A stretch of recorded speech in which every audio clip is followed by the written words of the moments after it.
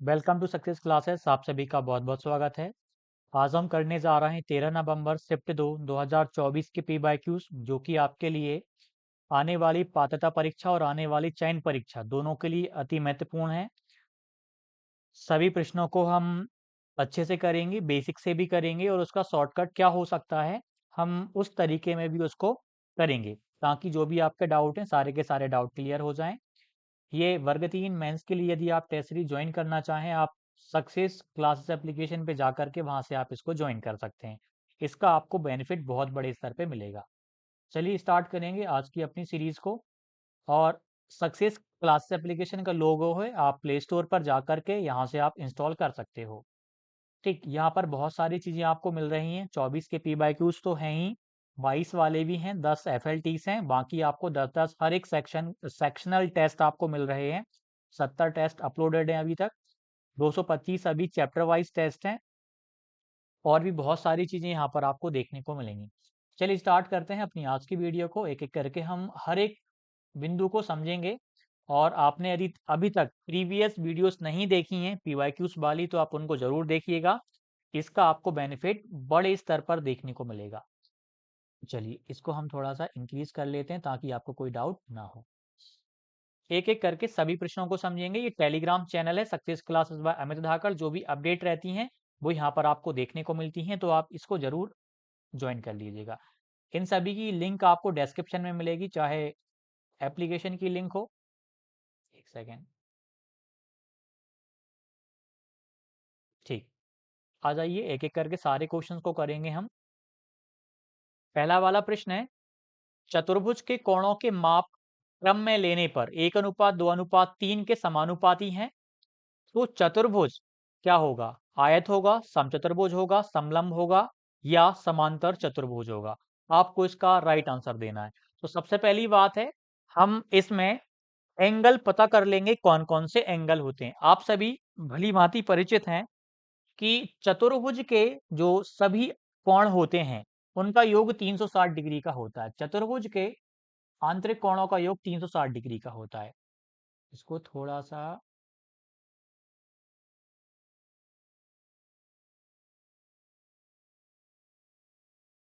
ठीक है, एक सेकंड रुको। इसमें क्या है कि ज़्यादा आपको प्रॉब्लम ही होगी। एक सेकंड मैं उससे कर लेता हूँ।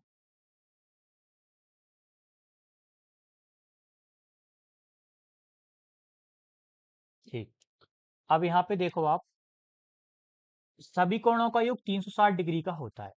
हम सभी भली भांति जानते हैं, जब भी आपको कोई सा प्रश्न रेशो वाले तरीके से करना है, मैंने आपको बताया हुआ value upon ratio, value upon ratio कर देना है आपको। ठीक, वैल्यू अपॉन मान, जो भी मान होगा वो रख देना है, और नीचे अनुपात, कुल अनुपात, कुल अनुपात, और यहाँ पे अनुपात का गुणा, तो यहाँ पर भी अनुपात, यहाँ पे कुल अनुपात, कुल अनुपात योग। ये रेशो वाला तरीका हर जगह काम आएगा। ऊपर मान रखना है, नीचे कुल अनुपात आपको लिख देना है। इस वाले क्वेश्चन की सबसे खासियत बात यह है कि आपसे खास बात यह है कि आपसे बोल दिया गया चतुर्भुज। चतुर्भुज बोलने से आपको मान लिखना है। सबसे पहले मान कितना है? 360 डिग्री मान है। ये आपको याद होना चाहिए, सबको याद रहता है। अब अनुपात की बात करें, 360 क्या है? चारों कोणों का योग। इनको भी, अनुपातों को भी ऐड करना पड़ेगा। 2 और 1 3, और 3 6 4 10, तो ये 10 का मान है। किसका मान है? 10 का मान। गुणा करेंगे। अब आप इसको चलो डिवाइड कर लो पहले, फिर हम अनुपात से गुणा करेंगे जो दिए गए हैं। इनको डिवाइड करेंगे तो कितना मिलेगा? 36 मिलेगा। 36 एक यूनिट का मान आ गया, एक यूनिट का मान आ गया, रेशो में एक का मान आ गया। अब इन सभी से गुणा कर दो, इनके अलग अलग मान आ जाएंगे। तो हमें एक का मान निकालना है, तो क्या करेंगे? 36 का गुणा हम एक से कर देंगे, 36 आ जाएगा। चलो यहीं कर लेते हैं हम। एक का मान निकालना है, एक में 36 का गुणा कर लीजिए आप, कितना आ जाएगा? 36 आ जाएगा। दो का मान निकालना है, 2 गुणा 36 कर लीजिए, आपका 72 आ जाएगा। अब 3 दिया है, 3 का गुणा आप 36 में कर लीजिएगा। तीछिंग 18 का 8 आ जाएगा, कैरी का 1 जाएगा, तीतर का 9 और 1 10, 108 आ जाएगा। इसके बाद 4 का मान और 4 का गुणा आप 36 से कर लीजिएगा।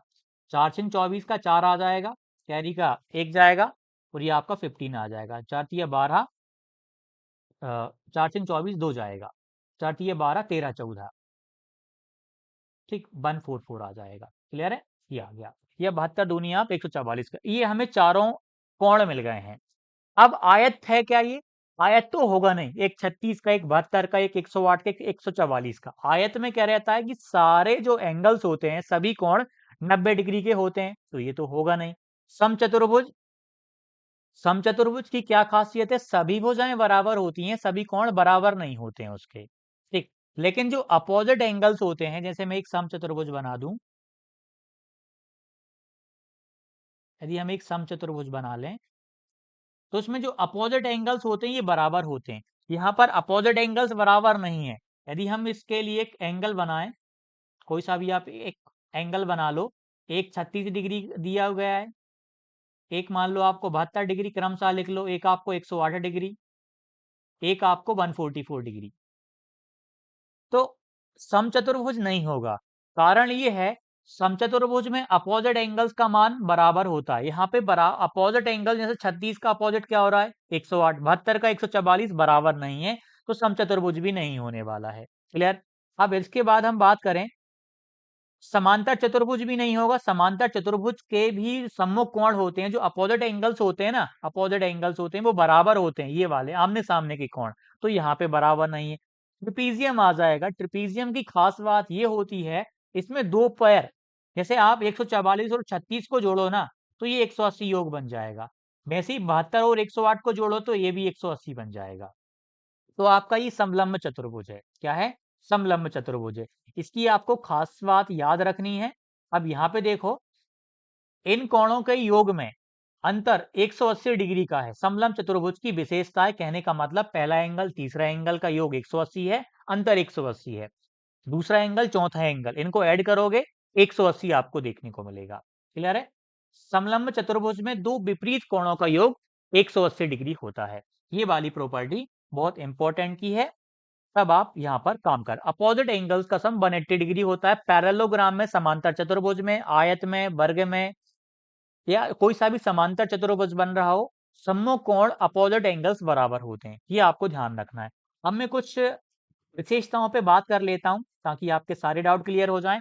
यदि आयत की हम बात करें, आयत की यदि हम बात करें, आयत की खास बात क्या होती, खास बात क्या है कि जो अपोजिट साइड्स हैं, जैसे ए बी सी डी, जो विपरीत भुजाएं हैं, जैसे ए बी की विपरीत भुजा सी डी बराबर होंगी, बी सी की विपरीत विपरीत भुजा ए डी, मतलब ए बी और सी डी बराबर हैं, बी सी और ए डी बराबर हैं। इसके साथ सभी कोण 90-90 डिग्री के होते हैं। ये आपको, ये बेसिक है। इसका परिमाप क्या होता है? दो, लंबाई प्लस चौड़ाई, टू लेंथ प्लस ब्रेथ। यदि हम इसमें एरिया की बात करें, लेंथ इंटू ब्रेथ, लंबाई गुणा चौड़ाई। समचतुर्भुज का मैंने आपको बताया, समचतुर्भुज की सारी भुजाएं बराबर होती हैं। All sides are equal, all sides are equal. ये ये ये और ये चारों बराबर होंगी। लेकिन ये जो कोण होते हैं ना, 90 डिग्री के नहीं होते, नहीं तो वो तो वर्ग बन जाएगा। और इसमें जो विकर्ण होते हैं, जो विकर्ण होते हैं, विकर्ण एक दूसरे को बाइसेक्ट करने के साथ साथ 90 डिग्री पे कट करते हैं। कितने पे करते हैं? 90 डिग्री का कोण बनाते हैं, जब एक दूसरे को समद्विभाजित करते हैं, बाइसेक्ट करते हैं। तो अब आते हैं हम अगले वाले पे। ये वाला प्रश्न है, निम्नलिखित में से प्रश्नवाचक चिन्ह के स्थान पर क्या आना चाहिए? सिंपल सा क्वेश्चन है। क्वेश्चन मार्क की आपको वैल्यू बतानी, क्या आएगी? पहले डिवाइड कर लो, प्लस कर लो, 5 से डिवाइड करिए, फिर 3.5 को आप सब्ट्रैक्ट कर देंगे, इस तरफ लाकर आपको हटा देना है, आपको आंसर प्राप्त हो जाएगा। चलिए इसको करते हैं हम, इसको थोड़ा इंक्रीज कर लेते हैं। चलिए पहले डिवाइड करेंगे, यहीं पे करेंगे हम इसको। एक सेकेंड, ठीक, डिवाइड कर लेते हैं। आप 165 को 2 से आप जब आप डिवाइड करेंगे, 2 अट्ठे 16, 8 बार में, 2 दूनी 4, कैरी का बन जाएगा 0.5, 82.5 आ जाएगा, प्लस 72.5 आपका पहले से दिया गया है। अब हम इन दोनों को ऐड कर लेंगे, 0.5 आपका 1 बन जाएगा, कैरी का 1 जाएगा, 2 और 2 4 और 1 5 आ जाएगा। वैसे ही 7 और 8 को जोड़ेंगे, 7 दूनी 14 और 1 15, कुछ हमने गलती करी है, 15 आ जाएगा। कितना? 15 आ जाएगा, सही है। पॉइंट के बाद 1 डिजिट, तो पॉइंट के बाद 1 डिजिट। यहाँ पे 0 आएगा, यहाँ पे 0 आएगा। 5 और 5 आपका 10 बन जाएगा, 10 का 0 आएगा, कैरी का 1 गया था, मैंने वो लिख दिया था। तो 155 आ जाएगा, पॉइंट के बाद 0 हटा देते हैं। 155 आ गया, ये वाला। अब इसे हम डिवाइड भी तो करेंगे 5 से। इसे हम डिवाइड भी करेंगे तो कितनी बार में? 5 दिए 15, 5 का 5। इस तरफ का सॉल्व करा तो हमें मिल गया 31। क्या? 31 equals to question mark divided by 3/5। और आप सभी भली भांति जानते हैं 31 अब इक्वल क्वेश्चन मार्क ही अपॉन में 3.5 है। इस 3.5 का मल्टीप्लाई 31 से हो जाएगा, तो क्वेश्चन मार्क की वैल्यू हमें कितनी मिल जाएगी? 31 इंटू 3.5। अब मल्टीप्लाई कर लीजिए आप इनको, आपका आंसर आ जाएगा। पॉइंट के बाद 5 तो आएगा, 31 का मल्टीप्लाई आप 35 से कर लीजिए, पॉइंट के बाद 1 डिजिट बचेगा। तो हम मल्टीप्लाई कर लेते हैं। मैं मल्टीप्लाई करने का एक आपको शानदार तरीका बताता हूँ। आपको मल्टीप्लाई करना है 31 का, थोड़ा अच्छे से लिख लेते हैं। 31 का मल्टीप्लाई करना है 35 से। तो आपको इनको आपस में मल्टीप्लाई कर लेना है, इनको आपको आपस में मल्टीप्लाई कर लेना है। एक का 5 से गुणा करेंगे, एक पंजे 5 आ जाएगा। 5 का 5 लिख लो, कुछ कैरी का नहीं बचा, नहीं बचा। अब आपने ऐसे में मल्टीप्लाई कर लिया ऊपर नीचे। अब आप क्रॉस मल्टीप्लाई करेंगे बीच वाली वैल्यू निकालने के लिए। ठीक, तो 3×5 15, 15 का 5। कैरी का आप क्या लिखेंगे? कैरी का आप 1 लिखेंगे। क्लियर है? 5 का तो 5 आ गया, 3×5 15। इसको अभी हटाओ, 15 आ गया, 3×5 15। इसका मल्टीप्लाई ऐसे करा, 15 आ गया, इसका मल्टीप्लाई ऐसे करो, 3 एकम 3। इनको ऐड करो, 18 आ जाएगा। अब 18 का लिखोगे आप 8। कैरी का 1 चला गया, कैरी अभी 1 में है। अब इनका आपस में मल्टीप्लाई कर दोगे। 3 का 300 कर 3 का 3 से मल्टीप्लाई करोगे तो 9 आ जाएगा। 9 और 1 कितना? 10 आ जाएगा। और पॉइंट के बाद 5 रहेगा, क्योंकि पॉइंट के बाद 1 डिजिट था। तो 108.5 आपका आंसर आ जाएगा, ऑप्शन नंबर सी। ये वाला मल्टीप्लाई बहुत शानदार होता है। फिर से बताता हूँ, इसका आपस में मल्टीप्लाई कर लो इस तरीके में। 1 का गुणा 5 से करो, 1 पंजे 5, 5 का आपने 5 लिख लिया। फिर आप इनका मल्टीप्लाई कर लो क्रॉस में, क्रॉस में मल्टीप्लाई। 3×5 15, 3 एकम 3, 15 और 3 18, 18 का 8 लिखेंगे, कैरी का 1 जाएगा। 3 के 9 और कैरी वाला 1 10। और ये पॉइंट हमें यहाँ पे लगाना ही था, क्योंकि पॉइंट के बाद 1 डिजिट बच रहा था। तो 108.5 आपका आंसर आ गया। आगे चलते हैं। ये वाला प्रश्न बहुत प्यारा है, बहुपद वाला प्रश्न है, बहुत शानदार है। बहुपद आपका क्लास 9 में दिया गया है एनसीईआरटी में, और क्लास 10 में दिया गया है, और बहुत अच्छे लेवल का दिया है। क्लास 9 और 10 का आप यदि बहुपद कर लेते हैं, बहुपद से आपका कोई सा भी प्रश्न कभी भी गलत नहीं होने वाला। वर्ग 3 में काफी सारे प्रश्न बहुपद से पूछे गए हैं। कक्षा 9 का बहुपद मैंने करवा दिया है, कक्षा 10 का बहुपद एक दिन वन शॉट होगा, उसमें हो जाएगा। क्लियर है? चलिए आगे चलते हैं। इस क्वेश्चन को बहुत प्यार से ध्यान से करेंगे।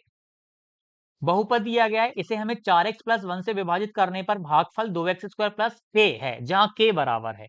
आपको k का मान बताना है। उन्होंने बोला कि इस बहुपद को जब आप इस संख्या से विभाजित कर रहे हो, इस वाले बहुपद से विभाजित कर रहे हो, तो भागफल आपको ये मिल रहा है।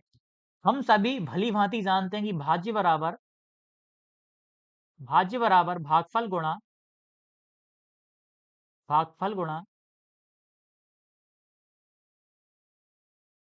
भाजक आएगा, यहाँ पे भाजक आएगा। भाजक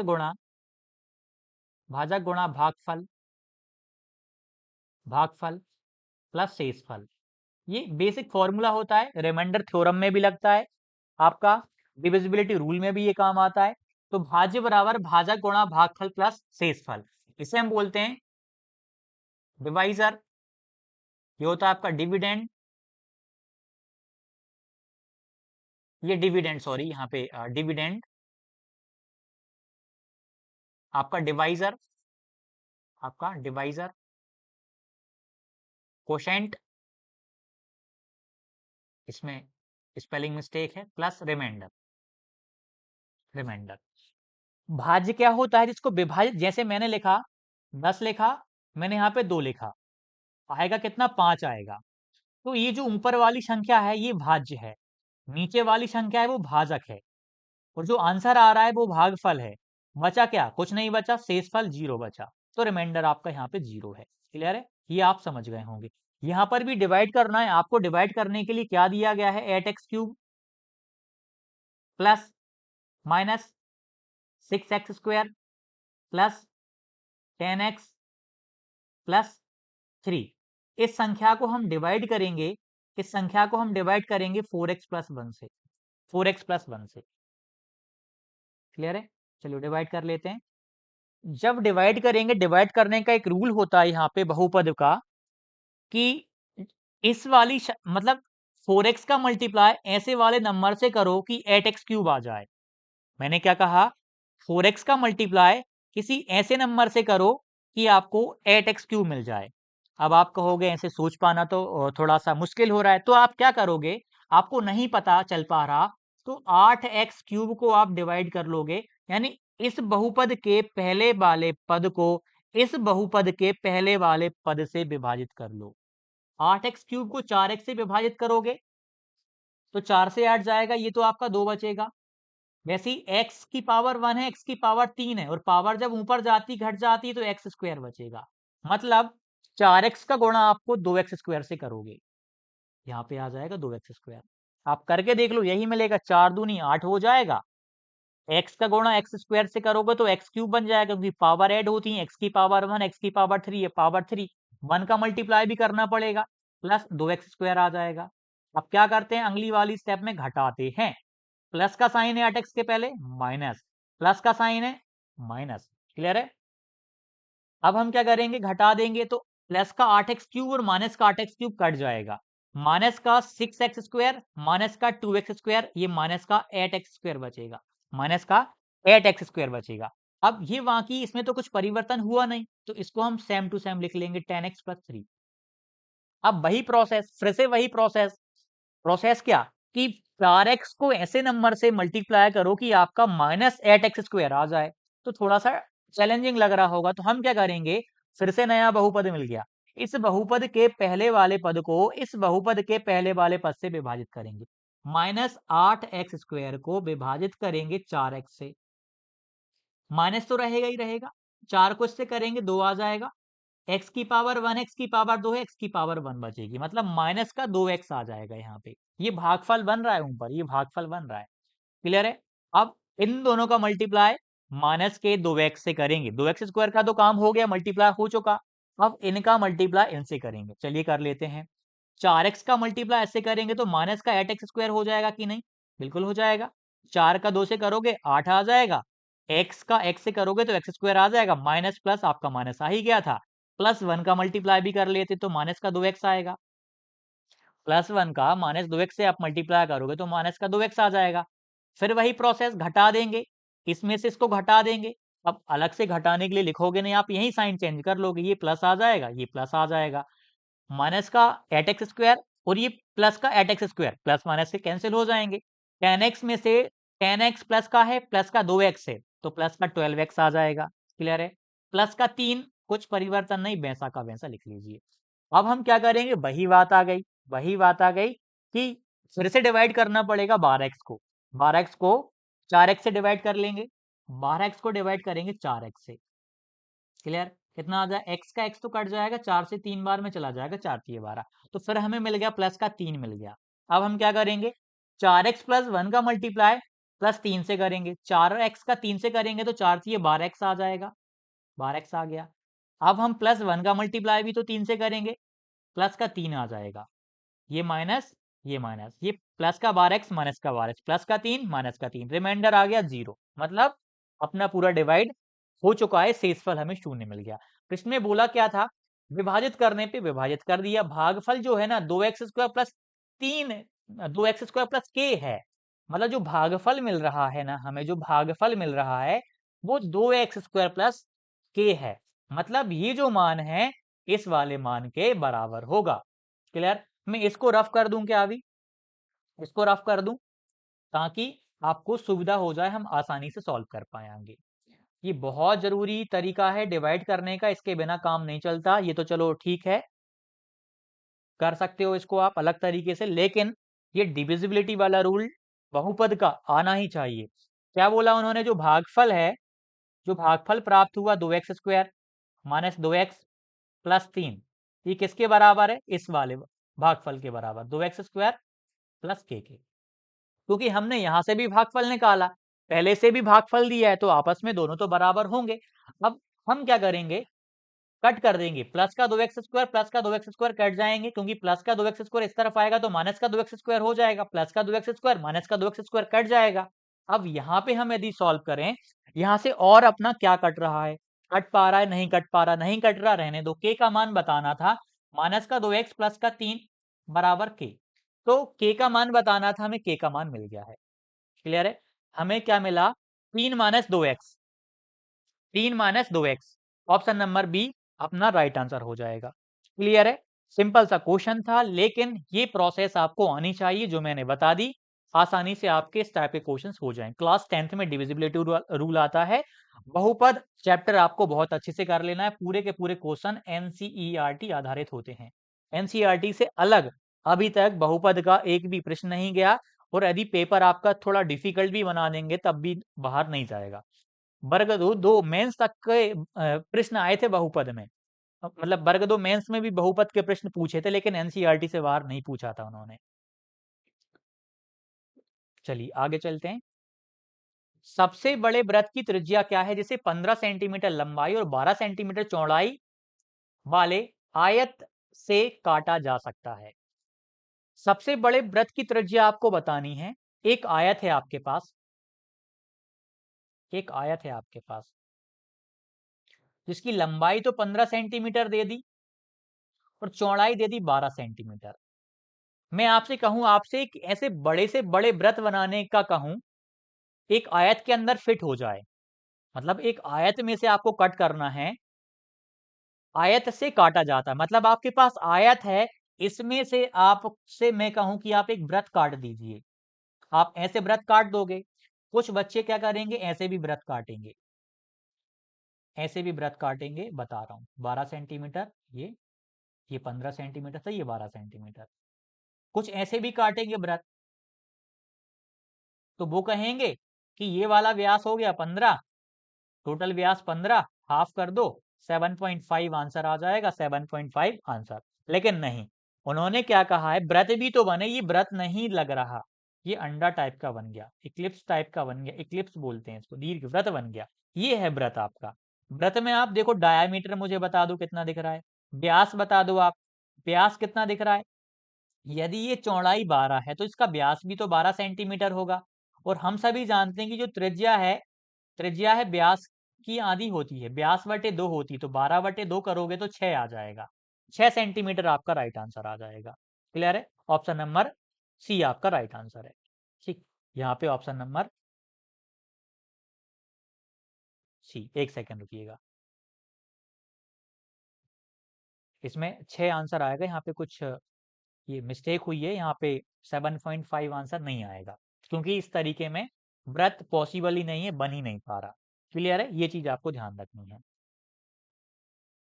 क्योंकि यहाँ पे आपको देखिए लंबाई 15 सेंटीमीटर बन रही, इसमें व्रत कैसे इस तरीके से बन जाएगा, चौड़ाई के अनुदिशी बनेगा। ठीक, तो यहाँ पे ये मिस्टेक है, यहाँ पे हम 6 सेंटीमीटर कर लेंगे। Option number C, option number C, ये आपका 6 सेंटीमीटर, 6 सेंटीमीटर। ठीक, किसी आयत से सबसे बड़ा वृत्त काटा जा सकता है, वह वृत्त आयत के अंदर सबसे बड़ा वृत्त होता है यदि उसकी आयत की चौड़ाई या लंबाई में से कम का आधा होती। इस प्रश्न में आयत की लंबाई 15, चौड़ाई 12, इसलिए सबसे बड़े वृत्त की त्रिज्या आयत की चौड़ाई के आधे के बराबर होगी, 6 सेंटीमीटर। आगे चलते हैं। यदि ए और बी धनात्मक पूर्णांक हैं तो समीकरण ए एक्स बराबर बी का हल हमेशा होगा। ए एक्स बराबर बी का आपको मान बताना है। ए भी पॉजिटिव है, बी भी पॉजिटिव है। मैं आपसे कहूं यदि धनात्मक है तो मान लीजिए आप, ए का मान 2 है, बी का मान 6 ले लो आप। ठीक, तो ए का मान 2 है, 2x, बी का मान आपने 6 लिया तो x का मान कितना मिलेगा, 3 मिलेगा। पॉजिटिव ही मिलेगा क्योंकि ये दोनों नंबर पॉजिटिव हैं। तो जब आप बी को डिवाइड करोगे इस ए से, ए अपॉन में चला जाएगा, ए अपॉन में चला जाएगा। जब दोनों मान पॉजिटिव है, जो तीसरा मान आएगा वो भी तो पॉजिटिव आएगा। तो क्या आंसर आ जाएगा इसका, धनात्मक संख्या, पॉजिटिव नंबर। अगले वाले क्वेश्चन को करेंगे अब हम, आसानी से ये वाला क्वेश्चन भी अपना हो जाएगा। गतिविधियों को दिशा प्रदान की जाती है, उद्देश्य, लक्ष्य, ज्ञान या फिर प्रयोजन, इनमें से कौन सा आंसर होगा ये आपको बताना है। इसका राइट आंसर होगा, आपको समझ पा रहे हैं, उद्देश्य होगा, direction to the activities are provided by, मतलब एक्टिविटीज को डायरेक्शन किसके द्वारा प्रदान की जा सकती है? उद्देश्य के द्वारा, ऑब्जेक्टिव के द्वारा। उद्देश्य वह स्पष्ट और मापनीय लक्ष्य होते हैं जो किसी गतिविधि या पाठ्यक्रम को दिशा प्रदान करते हैं। क्लियर है? ये अपना राइट आंसर हो गया। आगे चलते हैं, अगला वाला क्वेश्चन करेंगे अब हम। इस वाले क्वेश्चन को देखिएगा, सबसे आसान प्रश्न है, सिंपल सा प्रश्न है, आसानी से आप इसका आंसर दे सकते थे। -5t है, -60 इक्वल -50 है। इसको ट्रांसफर करके उस तरफ ले जाएंगे, माइनस का 5t इक्वल -50, माइनस का 60 इस तरफ आएगा तो प्लस का 60 हो जाएगा। 60 में से ये 50 जाएगा तो कितना बचेगा? 10 बचेगा। -5t बराबर था, तो t बराबर कितना? 10 अपॉन -5, तो -2 आपका राइट आंसर हो जाएगा। क्लियर? अगले वाले क्वेश्चन को देखेंगे अब हम। इस वाले क्वेश्चन को आप करके बताओ इसका राइट आंसर क्या होगा। एक सेकंड।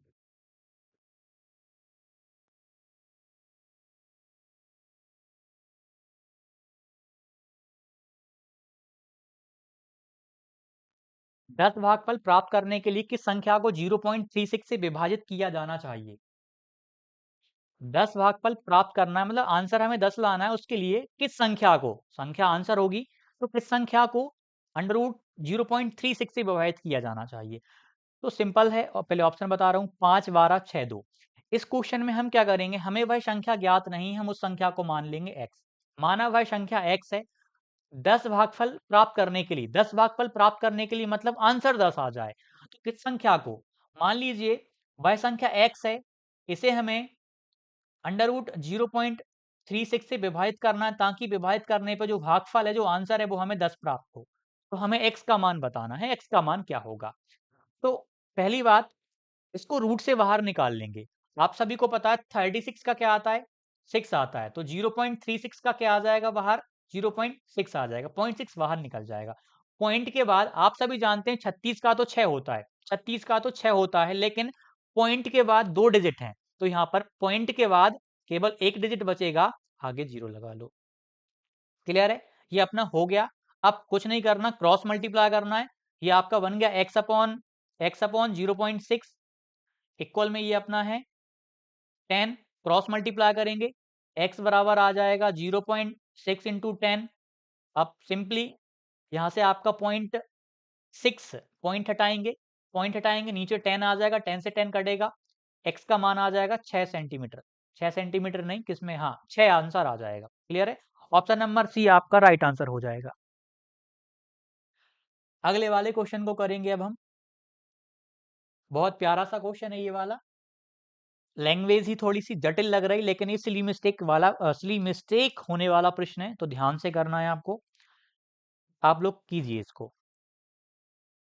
संतरों को बड़े बक्सों से छोटे बक्सों में स्थानांतरित किया जाना है, मतलब संतरे जो हैं बड़े बक्से में है, छोटे वाले बक्से में आपको लेकर जाना है। जब एक बड़े डिब्बे को खाली किया जाता है, तो उसमें से 4 छोटे डब्बे भर जाते हैं और फिर भी 15 संतरे बाहर रह जाते हैं। मतलब आपने, आपके पास एक बड़ा डब्बा है, आपके पास एक बड़ा डब्बा है, इस बड़े डब्बे को आप खाली करोगे तो ऐसे 4 डब्बे भर जाएंगे। कितने डब्बे भर जाएंगे? 4 छोटे छोटे डब्बे भर जाएंगे, लेकिन फिर भी 15 संतरे 15 संतरे अभी भी 15 संतरे बाहर रह गए, भर नहीं पाए, जगह ही नहीं थी, जगह ही नहीं थी, बाहर रह गए। तो आपसे क्या बोला है, यदि छोटे डिब्बे में संतरों की संख्या x ली जाए, इनमें संख्या x ली जाए, तो बड़े डिब्बे में डिब्बे में संतरों की संख्या कितनी होगी, ये आपको बताना है। बताइए। अब मान लीजिए हम कंपेयर करें, यदि बड़े डिब्बे में छोटे डिब्बे में यदि x है, तो 4x तो आपका हो ही जाएगा, कम से कम 4x तो आपका मिनिमम होना ही पड़ेगा। छोटे डिब्बे में आप x मान रहे हो, 4 डब्बे भरा जा रहे हैं बड़े की तुलना में, बड़े डिब्बे बराबर, बड़े डिब्बे में संख्या बराबर 4x तो मिनिमम रहेगी ही रहेगी, लेकिन जो 15 संतरे बाहर रह गए, उसके लिए आपको +15 करना पड़ेगा। क्यों करना पड़ेगा? मतलब जो बड़े डब्बे में कितने संतरे बन रहे हैं, 4x तो वो बन ही रहे हैं, छोटे डिब्बे में बनने वाले संतरों की संख्या, साथ ही 15 और बन जाएंगे, साथ ही 15 और बन जाएंगे। कुछ बच्चे क्या करेंगे, 15 4x माइनस 15 टिक कर देंगे, जबकि गलत। 4x माइनस 15 का मतलब बड़े डिब्बे में संतरों की संख्या बराबर 4x तो बन ही गए, साथ ही साथ 15 और बन जाएंगे जो बाहर रह गए हैं। क्लियर है? यदि मैं यहाँ पर 4x माइनस 15 कर देता, इसका मतलब है जो 15 संतरे और अतिरिक्त बन सकते थे। क्लियर है? आशा करता हूं समझ गए होंगे। अच्छा क्वेश्चन था, सिलिमिस्टिक वाला। और काफी सारे बच्चे क्या करेंगे, 15 संतरे बाहर रह रहे हैं तो 4x में से 15 को घटा दो। नहीं, गलत बात है ये। क्योंकि करना क्या है, बड़े डिब्बे में कितने संतरे बन रहे हैं, 4। छोटे डब्बों में बनने वाले संतरा 4x बन जाएंगे, ठीक। लेकिन 15 संतरे बाहर रह गए, वो भी तो बड़े डिब्बे में बन सकते हैं। क्लियर है? तो आपका इसका आंसर क्या आ जाएगा, 4x प्लस 15 राइट आंसर हो जाएगा। आगे चलते हैं। ये स्लिम स्टिक वाला प्रश्न था। Micro teaching is a system of. Micro teaching, एक सेकंड में इसको चार्जिंग पे लगा देता हूं, नहीं तो एक सेकंड रुकिएगा। जब तक आप इस वाले क्वेश्चन को कीजिए। सूक्ष्म शिक्षण किसकी प्रणाली है? सूक्ष्म शिक्षण किसकी प्रणाली है?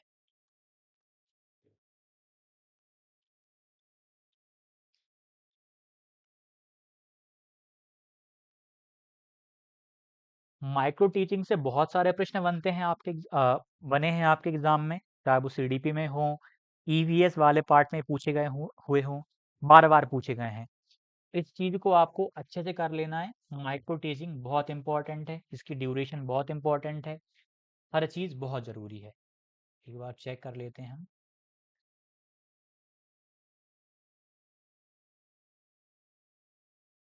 ठीक, चलिए ये वाला क्वेश्चन था अपना। Micro teaching is a system of uncontrolled practice. क्या अनियमित अनियंत्रित अभ्यास है? नहीं, ये तो हो गई नहीं। विस्तृत विषय है? नहीं। नियंत्रित अभ्यास है, कंट्रोल्ड प्रैक्टिस है।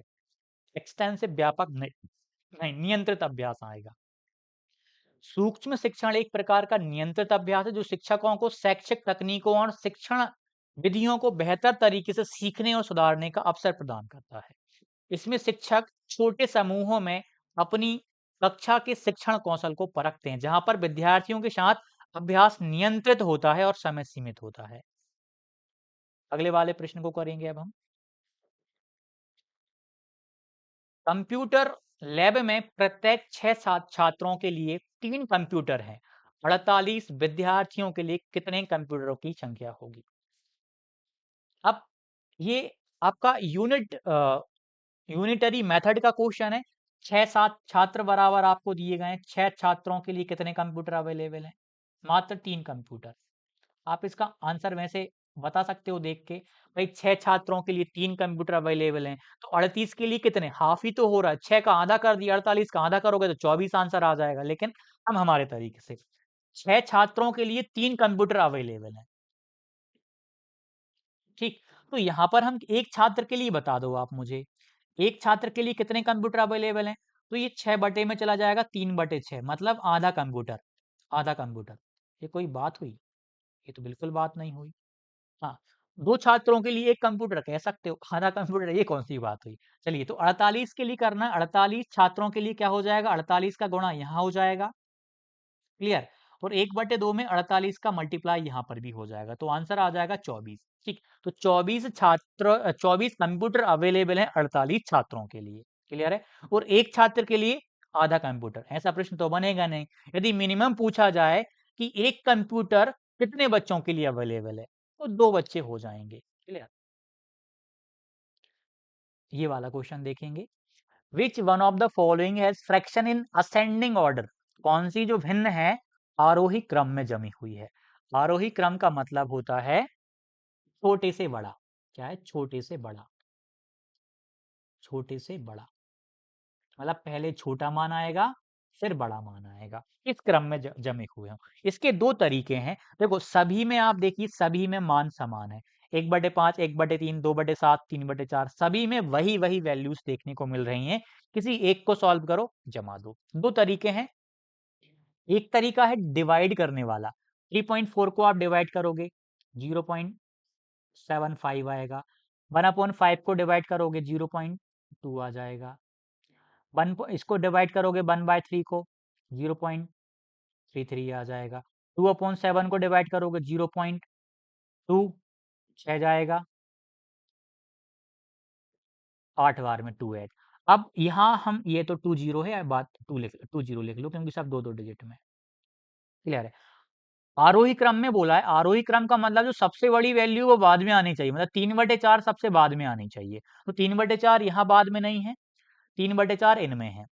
3 सबसे छोटी वैल्यू लिखेंगे पहले। सबसे छोटी वैल्यू कौन सी वाली बन रही है? 0.20 मतलब 1/5 वाली। इसमें भी नहीं है 1/5 शुरू में, इसमें भी 1/5 है। तो ऑप्शन नंबर सी या डी हो सकता है। लेकिन 0.20 के बाद 0.28 वाला आना चाहिए, मतलब 2/7 वाला आना चाहिए। 1/5 के बाद क्या 2/7 आ रहा है? हाँ 2/7 आ रहा है। ऑप्शन नंबर इसमें डी में नहीं आ रहा था, तो ये वाला आंसर हो गया। लेकिन मैं कहूंगा इस तरीके में नहीं करना, टाइम लगेगा और एक प्रॉब्लम आ सकती। कैसी प्रॉब्लम? ये नंबर तो छोटे छोटे हैं, बहुत आसानी है, लेकिन आपको दे दिया 17/19, फिर आपको दे दिया 2/11, ऐसे प्राइम नंबर में खेल गया वो, बड़े बड़े नंबर में। फिर ये तरीका नहीं लगाना आपको, ठीक, डिवाइड नहीं करना आपको। छोटे नंबर में तो डिवाइड करे के भी आसानी हो रही थी, तो कितने आसानी से फाइंड कर लिया। बड़े नंबर में क्या करोगे? आप कंपेयर करोगे क्रॉस मल्टीप्लाई करके। मैं आपसे कहूं भैया 3/4 और 1/5 को आप कंपेयर कर लो, कौन छोटा कौन बड़ा। क्रॉस मल्टीप्लाई ही तो करना है। 3 का गुणा 5 से करोगे 15 आ जाएगा, 4 का गुणा 1 से करोगे 4 आ जाएगा। कौन बड़ा? 15 बड़ा। 15 बड़ा मतलब 3/4 बड़ी होगी 1/5 से। कहने का मतलब आरोही क्रम में जमाना है तो 1/5 पहले जमा हुआ होना चाहिए, 3/4 बाद में। यहाँ तो उल्टा हो गया, 3/4 पहले कर दिए, 1/5 बाद में किया। ये कौन सी बात हुई? बहुत गलत बात हुई। यहाँ पे देखो 1/5 पहले है, 3/4 मतलब आंसर हो सकता है। इसमें चेक कर लीजिए आप, 1/5 क्या पहले है? हाँ इसमें 1/5 पहले है, 3/4 बाद में, ये भी आंसर हो सकता है इस तरीके में। लेकिन हम क्यों ना और को भी चेक कर ले, अभी तो हमने एक को करा, क्यों हम इतने आगे भागा दौड़ी कर रहे हैं। क्लियर? हम चाहें इन दोनों को कंपेयर कर लो आप। 3 का गुणा 1 से कर लो, 3 आ जाएगा। 5 का गुणा 1 से कर लो, 5 आ जाएगा। 1/5 और 1/3 को कंपेयर करो, बड़ा कौन? 1/3। छोटा कौन? 1/5। तो मुझे बताओ 1/5 और 1/3 में पहले कौन आना चाहिए? 1/5 आना चाहिए। 1/5 आ रहा है क्या इसमें? नहीं आ रहा। 1/5 पहले कहाँ आ रहा है? 1/5 छोटी वैल्यू ना, 1/5 नहीं आ रहा, ये भी आंसर नहीं। इसमें चेक कर लो आप, 1/5 इसमें पहले आ रहा है, फिर 1/3 आ रहा है। क्लियर? और बाकी को आप फिर से चेक करोगे, आप इन दोनों को कंपेयर कर लो, इन दोनों को कंपेयर कर लो। इसमें 7 आ जाएगा, इसमें 6 आ जाएगा। अब देखो 1/3, 2/7 के बाद में, 2/7 के बाद में 1/3 आना चाहिए हमें देखने को, मतलब बाद में, मतलब यहाँ और यहाँ चलेगा। क्लियर? ये चीज बहुत काम की है। ऑप्शन नंबर सी आपका राइट आंसर हो जाएगा। इस तरीके में आपको करना है ताकि आपके जो भी डाउट हैं क्लियर हो जाएं। या एक और तरीका देखो, सबसे छोटा मान निकाल लो या सबसे बड़ा मान निकाल लो। मान लो, चलो करते हैं अपन, तो आराम से समझते हैं, कोई जल्दबाजी नहीं है। एक और तरीका देखो, हम क्या करते हैं, सबसे बड़ी भिन्न और सबसे छोटी भिन्न निकाल लेते हैं। सबसे बड़ी भिन्न और सबसे छोटी भिन्न का पता करते हैं। इन दोनों को कंपेयर करो पहले। 3×5 = 15, 4×1 = 4। सबसे छोटी भिन्न का पता लगा रहे हैं। अभी हमें पता चल गया कि 1/5 छोटी भिन्न है। अब इनको चेक करो, 1×3 = 5×1 = 5। ये छोटी भिन्न है, बिल्कुल छोटी भिन्न है। अब ये छोटी है, इसको भी हटा दो, बड़ी थी, ये भी बड़ी थी। 1/5 को इससे करो, 1 का 7 में 7, 5 दूनी 10, मतलब 1/5 तो सबसे छोटी है। ये आंसर किसी भी हाल में नहीं होगा। ये वाला हो सकता था। अब क्या करो, अब इसमें 3/4 भी है, 3/4 भी है। इन दोनों को कर लो आप कंपेयर, 2/7 और 1/3 को। किस-किस को? 2/7 और 1/3 को। कौन बड़ा है? तो 3 दूनी 6, 7×1 = 7, मतलब बड़ी भिन्न ये है, छोटी वाली भिन्न ये है, मतलब जो 2/7 है उसको पहले आना चाहिए। 2/7 पहले इसमें आ रहा है, इसमें तो 2/7 बाद में आ गया, मतलब देखो छोटी भिन्न बाद में आ गई, पॉसिबल ही नहीं था। क्लियर? ये समझ गए होंगे आप। ये वाला क्रॉस मल्टीप्लाई वाला तरीका बहुत इजी पड़ता है, आप प्रैक्टिस कीजिएगा, बहुत शानदार तरीका है। अगले वाले क्वेश्चन को देखेंगे। संज्ञानात्मक डोमेन के उद्देश्यों का वर्गीकरण किसने किया? Cognitive domain. ये किया रेबॉन, ब्लूम या जॉन लेपर्ड या ब्लूम ने?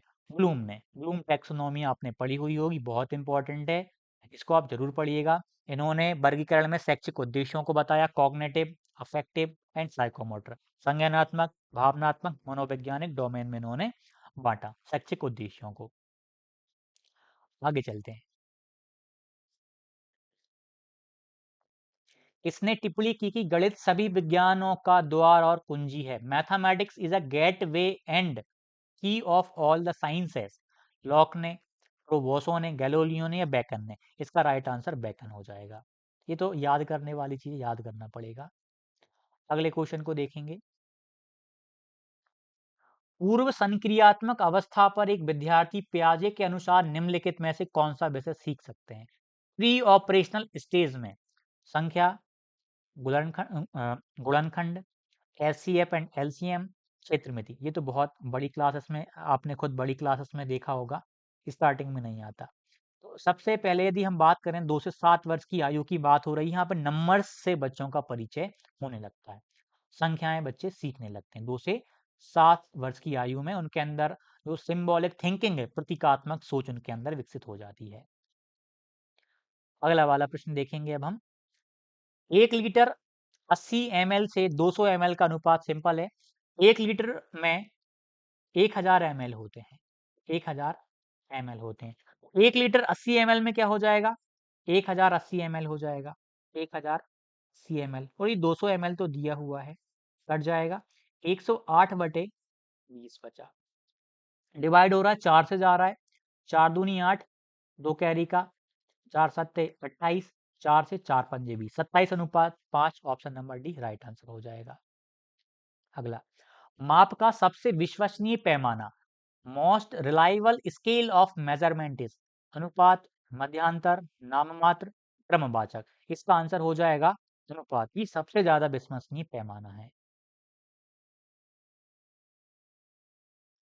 अगले वाले क्वेश्चन को देखेंगे।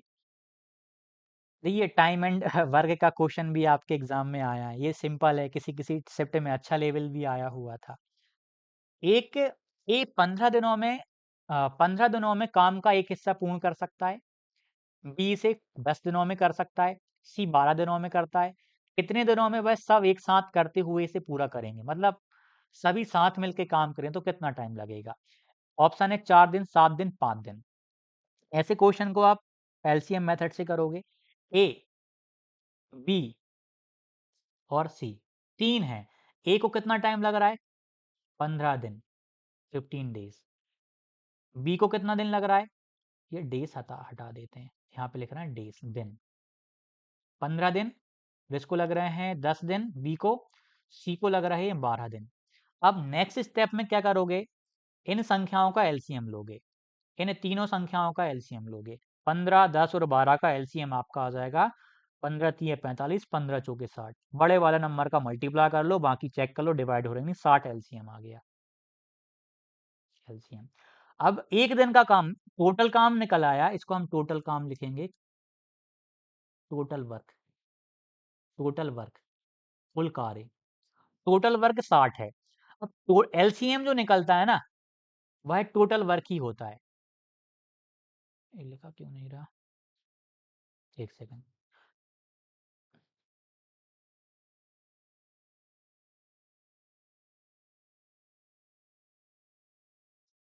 चलो रहने दो। ठीक, टोटल वर्क अपना कितना आ गया? 60 आ गया। अब मैं यदि आपसे कहूं कि टोटल काम 60 है, 60 को यदि ए अकेला करे तो कितना टाइम लगेगा उसको, केवल ए अकेले को? तो 4 लग जाएगा। एक यूनिट काम में 4, इसको कितना लगेगा? 60 को 10 से डिवाइड करें 6, 60 है, इसको कितना लगेगा? 5 टाइम लगेगा। क्लियर है? अब 5 यूनिट का काम, 5 यूनिट टाइम लगेगा, 5 यूनिट का काम कर पाएगा ये एक दिन में, एक दिन में, one day work, one day capacity, one day capacity या कार्य क्षमता। ये 4 यूनिट कर पाएगा, 6 यूनिट कर पाएगा, ये 5 यूनिट कर पाएगा। क्लियर? एक दिन में, ठीक, एक दिन में। अब हम क्या करेंगे? सभी साथ मिलके काम करें यदि, टोटल काम कितना है, 60 है। सभी साथ मिलके काम करें, 6 4 10 5 15, सभी मिलके काम करेंगे तो इसी हिसाब से काम करेंगे। तो कितना, 15 चौके 60, तो 4 दिन आपका राइट आंसर आ जाएगा। 4 दिन लगेंगे, कितने दिन, 4 दिन। क्लियर।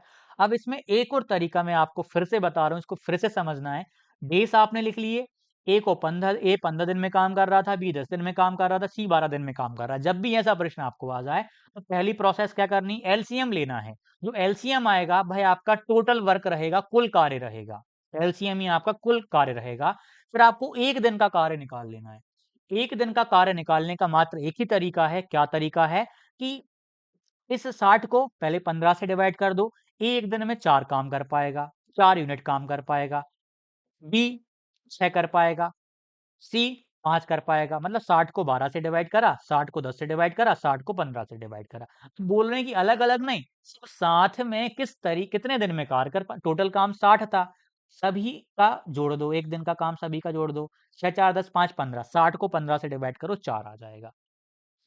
क्लियर है। आशा करता हूं आपको समझ आ गया होगा। ठीक है, चलो आगे। यदि आपसे उल्टा पूछा जाता, मान लो टोटल कार्य है 60, एक दिन में ये 4 काम कर पा रहा है, तो पूरे कार्य को 60 कार्य को कितने में कर पाएगा, 4 से डिवाइड कर दो आप, 15 आपका आ जाएगा। उल्टा चलो चल सकते हैं। वैसे ए और बी का मिलके पूछते तो किससे डिवाइड कर देते आप, 10 से डिवाइड कर देते। ए और बी 6 दिन में खत्म कर देते। वैसे आपके पास टोटल वर्क मिल गया, आपसे बोलते कि आप हमें बी और सी एक साथ मिलकर कितने दिन में काम कर देंगे, 6 और 5 11 से आप डिवाइड कर देते, कुछ आपका मिक्स फ्रैक्शन में आंसर आ जाता। कई तरीके में आंसर, मतलब अलग अलग चीजें इस मेथड से निकाली जा सकती हैं। आगे चलते हैं। यदि माइनस को गुणा, गुणा को प्लस, प्लस को भाग, भाग को माइनस द्वारा प्रदर्शित किया जाता है तो इसका मान आपको बताना है। ऑप्शन में 1000, 1001, 1111, 2222, देखते हैं क्या आता है। चलिए सॉल्व करते हैं। 9999, प्लस को क्या कहा जा रहा है, प्लस को भाग कहा जा रहा है, भाग 99। माइनस को क्या कहा जा रहा है, माइनस को गुणा कहा जा रहा है। ठीक, माइनस को गुणा, उसके बाद 9। गुणा को क्या कहा जा रहा है, माइनस को गुणा, गुणा को प्लस, प्लस 92। भाग को माइनस, माइनस 1। डिवाइड करेंगे 99 का, इसमें जाएगा 1 आएगा, 9 में नहीं जाएगा 0, फिर 99 वन टाइम में जाएगा, गुणा 9 प्लस 91। ये 91 ही बचा घट के। 9 का मल्टीप्लाई करोगे 9 0 9 आ जाएगा, प्लस 91 ऐड कर लो, 9 और 1 10, कैरी का 1, 9 और 1 10 और 11 का 1। एक सेकेंड, एक सेकेंड, एक सेकेंड, गलत ऐड कर रहे थे। 9 और 1 10, 10 का 0, कैरी का 1, 9 और 1 10, फिर 0, कैरी का 1, 9 और 1 10, 1000 यहाँ से आ गया। 1000 राइट आंसर है। आगे चलते हैं अगले क्वेश्चन की तरफ। 3 क्रमागत संख्याएं इस प्रकार ज्ञात कीजिए कि पहली की दुगुनी, दूसरी की 3 गुनी, तीसरी की 4 गुनी मिलकर 191 हो जाती है। बताइए कौन सा तरीका बताऊं, पहले बेसिक से कर लें कि ट्रिक से कर लें। पहले ट्रिक देख लेते हैं, हम ट्रिक आजमाते हैं, फिर हम बेसिक से भी आजमाएंगे। अब ऑप्शन से यदि हम बाय ऑप्शन सॉल्व करें, सभी को ऐड करके देख लो आप, इनका इतना गुना करने के बाद 191 आ जाना चाहिए। तो पहली की दुगुनी मतलब इसका 40, दूसरी की 3 गुनी मतलब इसमें यहाँ करते जाओ, यहाँ लिख लेते हैं। दुगुनी में कितना आ जाएगा, 40 आ जाएगा, दुगुनी में 40। इसका 3 गुना, दूसरी की 3 गुना, 3 63, और फिर इसका तीसरी का 4 गुना, इसका 4 गुना 88। इन सभी को ऐड करो तो 191 आना चाहिए। इकाई अंक एक चेक कर लो आप, 8 और 3 11 का 1 बन रहा है, मतलब आंसर हो। चलो ऐड करके देख लो आप, यदि इकाई अंक आ गया। ऐड करके देंगे कि 40 63 88 को कितना आएगा, 11 का 1 कैरी का बन जाएगा, 6 4 10 और 1 11, 11 और 8 191। मतलब ऑप्शन नंबर ए में ही काम बन गया, आगे चेक ही नहीं करना हमें। क्लियर। अब बेसिक से देख लेते हैं हम इसको। जब क्रमागत संख्याएं बोली जाएं, जैसे क्रमागत संख्या क्या होती हैं, 2 3 4, लगातार लगातार आने वाली संख्याएं, 2 के बाद 3, 3 के बाद 4 में से एक्स के रूप में मान लें। पहली संख्या एक्स होगी, दूसरी एक्स प्लस 1 होगी, उसके बाद वाले x प्लस 2 होगी। 3 संख्याएं थी, उन्होंने वो बोला पहली की दुगनी, पहली का दुगनी मतलब 2 का गुणा करना पड़ेगा 2x, प्लस दूसरी की 3 गुनी, जो दूसरी संख्या है ना 3 गुनी x प्लस 1 का 3 गुना, प्लस तीसरी की 4 गुनी, ये तीसरी संख्या है इसकी 4 गुनी x प्लस 2 का बराबर 191। 2x प्लस 3x प्लस 3 बराबर नहीं प्लस प्लस 4x प्लस 8 बराबर 191। ऐड कर लेंगे 4 3 7 तो 9 9x प्लस 9 8 और 3 कितना 11 बराबर 191। 11 माइनस हो जाएगा उस तरफ जाके, इसको ऊपर कर लेते हैं, यहाँ कर लेते हैं, ठीक। तो 9x बराबर 191 में से 11 घटा लो 180 बचेगा, 9x बराबर आपका कितना बचा 180 बचा, डिवाइड कर लो x बराबर आपका 9 दूनी 18, x का मान आ गया 20। तो पहली संख्या आपको 20 मिल गई, आगे चेक ही नहीं करना, ठीक। फिर अगली 21 होगी, फिर 22 होगी। क्लियर है, सिंपल सा ही क्वेश्चन। आगे चलते हैं। जोड़ी बनाओ में कितने कॉलम होते हैं, कितना इजी क्वेश्चन पूछा था, 1 5 4 या 2। इसका जवाब आपको देना है। जोड़ी बनाओ में कितने कॉलम होते हैं, काफी सारे बच्चे तो 5 लगा सकते हैं क्योंकि उन्होंने पढ़ा ना 1 2 3 4 5, जोड़ी में 5 देते थे, नहीं कॉलम की बात कर रहे हैं। एक कॉलम इस तरफ होता था और एक कॉलम यहाँ होता था, मतलब यहाँ 2 3 राम, ऐसे संख्या लिखी राम 2 3, इस प्रकार का एक कॉलम ये होता था, एक कॉलम ये होता था। सॉरी, इनको मिलाते थे ना जोड़ी मिलाओ में, यही तरीका था। एक सेकेंड,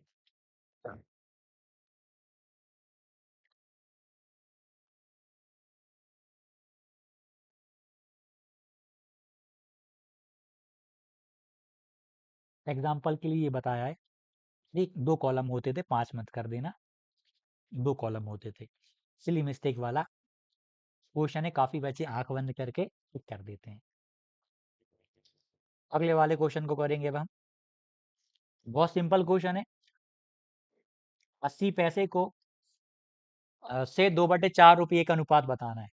अब हमें पता है 1 रुपये में, तो पता है सभी को 1 रुपये में 100 पैसा, 100 पैसा तो 2.4 रुपये में क्या हो जाएगा, 2.4 का गुणा आप 100 से करोगे तो ये 240 पैसा आ जाएगा।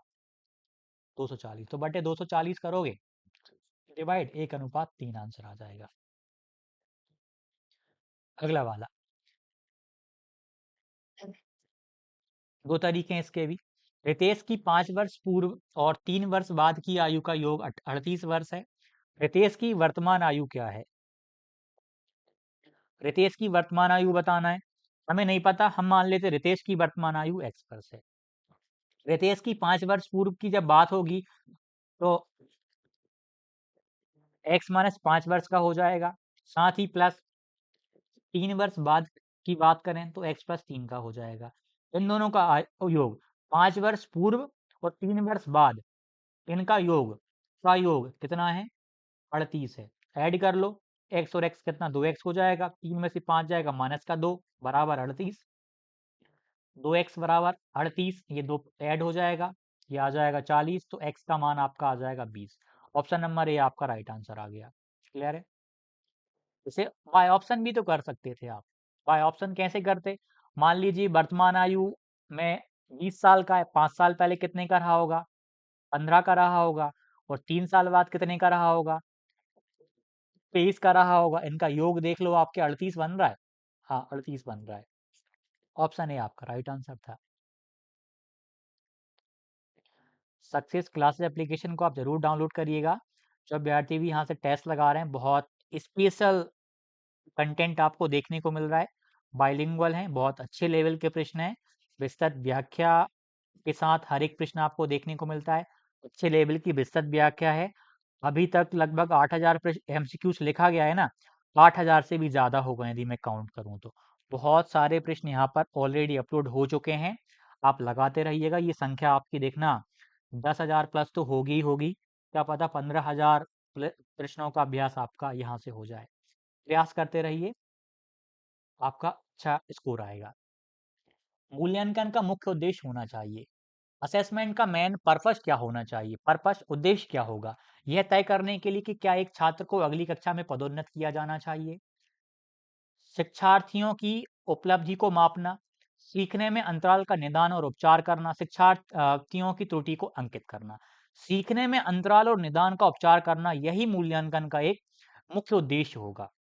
ठीक, ताकि हमें पता चल पाए कि कहाँ बच्चे को कमी आ रही है, कहाँ हमें उपचार की आवश्यकता है। पहले तो निदान करना पड़ेगा, डायग्नोज करना पड़ेगा कि बच्चा कहाँ कमजोर है, तभी तो हम उपचार कर पाएंगे। पहले निदानात्मक परीक्षण होता है, उसके बाद ही होता है आपका उपचारात्मक परीक्षण। पहले डायग्नोस्टिक टेस्ट होता है, फिर रिमेडियल टीचिंग होती है। अगले प्रश्न को करते हैं। निम्नलिखित में से कौन गणित पढ़ाने का उद्देश्य नहीं है? भावात्मक, मनोप्रेरणा, कॉग्निटिव। अब एक चीज आप ऑब्जर्व करना, अधिकतर बच्चे इसमें गलत ही करेंगे। मतलब उनको लगेगा कि हाँ, भावात्मक हो सकता है, शिक्षात्मक हो सकता है, संज्ञानात्मक हो सकता है, शायद मनोप्रेरणात्मक ना हो, तो काफी बच्चे इसको टिक कर देंगे। जबकि ये क्वेश्चन पता है किसी ना किसी चीज से लिया गया है। आप खुद देखो, भावात्मक, मनोप्रेरणा, कॉग्निटिव, कॉग्निटिव साइकोमोटर और भावात्मक, ये गणित पढ़ाने के उद्देश्य हैं। और किसने कहा है इनको गणित पढ़ाने के उद्देश्य? ब्लूम ने। ब्लूम्स टैक्सोनॉमी आपने पढ़ी होगी, टैक्सोनॉमी। ठीक, ब्लूम टैक्सोनॉमी आपने अच्छे से पढ़ी, तो वहां से क्लियर है कि जो एजुकेशनल है उसका कोई जिक्र नहीं है। तो जो आपका अफेक्टिव है, ये उद्देश्य है, ये आपका उद्देश्य है। मनोप्रेरणा भी उद्देश्य है, संज्ञानात्मक भी उद्देश्य है, लेकिन शिक्षात्मक उद्देश्य नहीं है। कौन सा उद्देश्य नहीं है? तो शिक्षात्मक आंसर आ जाएगा। आगे चलते हैं। ये देखिए यहाँ पर आपको यहाँ पे दिया भी हुआ है अच्छे से। इसका आंसर आपको बताना है। इज इक्वल टू, सिंपल है ये, घात घातांक चैप्टर का प्रश्न है। इसे बहुत आसानी से किया जा सकता है। मान लो x बराबर आपको मान दिया गया है 2 प्लस अंडर रूट 2 अनंत तक जा रहा है, ये रुक ही नहीं रहा वो। तो हम क्या करेंगे, वर्ग कर देंगे दोनों तरफ। क्या कर देंगे? वर्ग। तो ये एक्स स्क्वायर हो जाएगा वर्ग करने पर, on squaring, on squaring both sides, वर्ग करने पर। तो ये एक्स स्क्वायर हो जाएगा। इसका वर्ग करेंगे तो वर्ग करने पर पहला वाला रूट हटेगा, पूरे मत हटा देना। ये 2 प्लस बाकी का वही बच जाएगा, प्लस 2 अनंत तक और रूट।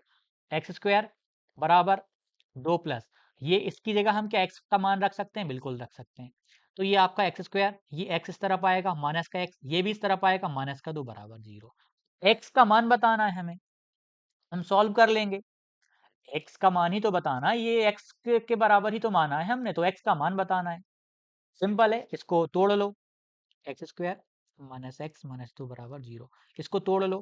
कैसे तोड़ेंगे? ये 2 है, 2 को तोड़ लो, 1 और 2 में जा रहा है, किसमें? 1 और 2 में जा रहा है, और कोई उपचार ही नहीं है।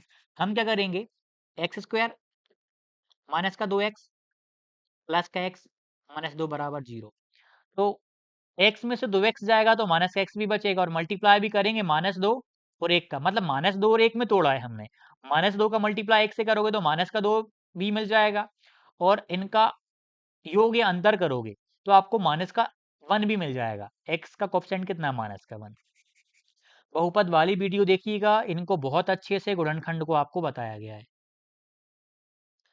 बहुपद जो पॉलिनोमियल है, इसका अभी हमने वन शॉट करा है क्लास 9 का, क्लास 10 का वन शॉट भी होगा, तो उससे और भी सारे आपके कंसेप्ट क्लियर हो जाएंगे। क्योंकि एकदम से हर चीज को बहुत शॉर्ट वे में करना सही नहीं है, क्योंकि हम बहुत सारे तथ्यों को भी लेके चल रहे हैं, बहुत सारी आजकल लैंग्वेज के साथ प्रश्न बन रहे हैं। तो एक्स कॉमन आ जाएगा, यहाँ तो एक्स बचेगा, यहाँ -का 2 बचेगा, यहाँ से +1 कॉमन ले लीजिए, यहाँ एक्स -2 बचेगा। क्लियर? बराबर 0 था। तो यहाँ से x-का 2 कॉमन आ जाएगा, x+1, दोनों को 0 के बराबर लोगे, दोनों को 0 के बराबर लोगे, x-2 बराबर 0, तो x का मान 2 मिल जाएगा। x+1 बराबर आप 0 लोगे तो x का मान -1 बन जाएगा। तो x का मान नेगेटिव नहीं होगा, तो ये आंसर नहीं है, x बराबर 2 आपका राइट आंसर है। आगे चलते हैं अगले वाले क्वेश्चन की ओर। मूल्यांकन प्रक्रिया के आधार हैं शिक्षण, शिक्षण सहायक सामग्री, पाठ योजना या उद्देश्य। देखिए लास्ट ऑप्शन उद्देश्य दिया है आपको। तो मूल्यांकन प्रक्रिया का आधार है उद्देश्य। ये उद्देश्य आधार होते हैं। मूल्यांकन प्रक्रिया का सबसे महत्वपूर्ण आधार उद्देश्य है। अब आप कहेंगे ये भी तो आधार ही है मूल्यांकन प्रक्रिया के, लेकिन बोला नहीं कि सबसे ज्यादा महत्वपूर्ण आधार क्या है। पेडागोजी में ऐसे ही प्रश्न बनते हैं। सबसे इंपॉर्टेंट देखना उद्देश्य। उद्देश्य होगा तभी तो बाकी चीजें हो पाएंगी, तभी तो हम पाठ्य योजना का निर्माण कर पाएंगे, तभी हम उस पाठ्य योजना के अनुरूप शिक्षण सहायक सामग्री बना पाएंगे, तभी हम फिर शिक्षण करवा पाएंगे। तो सबसे मुख्य क्या चीज है? उद्देश्य। उद्देश्य के बिना कुछ नहीं होना। आगे चलते हैं अब हम।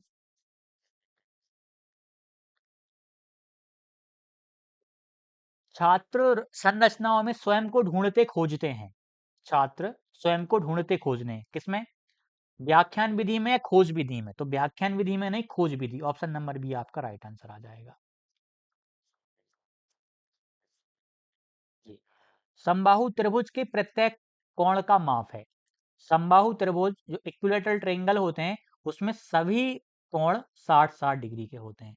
इक्विलेटरल ट्रायंगल क्या होता है इसको समझ लो। ए बी सी, इसकी सभी भुजाएं बराबर होती हैं। All sides are equal. और सभी कोण 60-60 डिग्री के होते हैं। पहला कोण भी 60 डिग्री का, दूसरा भी 60 डिग्री का, तीसरा भी 60 डिग्री का, तभी तो इनका योग 180 डिग्री होगा। 180 डिग्री लिखा क्यों नहीं? चलो छोड़ो। ठीक, तो 180 डिग्री तभी इनका योग होगा। और इसका एक और चीज है, √3/4 इंटू ए स्क्वायर साइड स्क्वायर। ये एरिया होता है, एरिया का फॉर्मूला। और इसका हाइट का फॉर्मूला, ऊंचाई का फॉर्मूला, हाइट का फॉर्मूला भी ध्यान रखना। √3/2 ए, मतलब हाइट। ये साइड लिख लो यहाँ पे, ये साइड का स्क्वायर। क्लियर? ये हाइट होती है √3/2 इंटू साइड। और एरिया क्षेत्रफल होता है √3/4 इंटू साइड का स्क्वायर। ये भी आपको याद रखना है। ये वाला क्वेश्चन देखिएगा। एक समतल में तीन रेखाएं जो ओ पर मिलती हैं। एक बिंदु ओ है, यहां बनाते हैं। एक बिंदु ओ है, एक ओपी है, ये ओ पॉइंट था, ओपी है। एक है ओ क्यू, ओ क्यू, और एक है ओ आर। चल ले जा ओ आर को, ओ आर। ठीक। यदि कोण PO Q, PO Q 3x है, 3x है। Q O R, Q O R 6x है, 6x है। और आर ओ पी, ये आर था ओनली, ओ आर लिख दिया आर। ठीक। आर ओ पी 9x है। तो x का मान बताना, जहां एक धनात्मक कोण है तो x बराबर, x का मान आपको बताना है। हम सभी जानते हैं कि एक बिंदु के चारों ओर जो कोण बनते हैं उनका योग होता है 360 डिग्री। कितना? 360 डिग्री। तो यहां पर भी 3x plus 6x plus 9x बराबर कितना हो जाएगा? 360 डिग्री। जोड़ लेंगे, 6 3 9, 9 और 9 18x बराबर 360। x बराबर 360/18। कितनी बार में जा रहा है? 18 दूनी 36, दो बार में, जीरो का जीरो। तो x का मान आ जाएगा 20 डिग्री। ऑप्शन नंबर बी आपका राइट आंसर है। ये अपन ने सारे प्रश्न कर लिए। आशा करता हूँ वीडियो आपको अच्छी लगी होगी। वीडियो आपको अच्छी लग रही है, वीडियो को लाइक कीजिएगा, लाइक कीजिएगा। काफ़ी सारे अभ्यर्थी लाइक नहीं करते। और चैनल को जिन्होंने अभी तक सब्सक्राइब नहीं किया, सब्सक्राइब नहीं करा, तो कृपया कर आप चैनल को जरूर सब्सक्राइब करिएगा। ठीक। और इन प्रश्नों को आप अच्छे से प्रयास करते रहें। मॉक टेस्ट के रूप में आप लगा रहे होंगे, वहाँ से भी आपको एक अलग ही लेवल का बेनिफिट मिल रहा होगा। क्योंकि एक बहुत बड़े स्तर पे जाके हमको भी कार्य करना पड़ता है, तब जाके चीज़ें आप तक क्लियर हो पाती हैं। ठीक, ये चीज़ मैंने आपको बता दी। और ये टेस्ट सीरीज़ हैं, आप इनको ज़रूर ज्वाइन करिएगा। तो आपको एक बहुत बड़े स्तर पे इसका बेनिफिट देखने को मिलेगा। बहुत अच्छे लेवल पे जाके हम कार्य कर रहे हैं। विस्तृत व्याख्या आप तक प्रोवाइड करना, और एक बहुत अच्छे तरीके में हम प्रत्येक जो टॉपिक है, सब्जेक्ट है, उसकी विस्तृत व्याख्या आपको दे रहे हैं। चाहे वो हिंदी की हो, चाहे इवन संस्कृत तक की। संस्कृत की विस्तृत व्याख्या कहीं भी आप चले जाओ, कोई जैसी विस्तृत व्याख्या हम आपको दे रहे हैं ना, कोई नहीं देगा। हम प्रश्न तक को हिंदी में समझाने का प्रयास कर रहे हैं, आपने विस्तृत व्याख्या में देखा होगा, ताकि आपकी अंडरस्टैंडिंग विकसित हो जाए। इस तरीके में हम चीज़ों को डिज़ाइन कर रहे हैं। तो आप इसको भी जॉइन करें, ज़्यादा से ज़्यादा अभ्यर्थी, आपको इसका एक अलग ही लेवल का बेनिफिट देखने को मिलेगा। मिलते हैं अगली वीडियो में, धन्यवाद।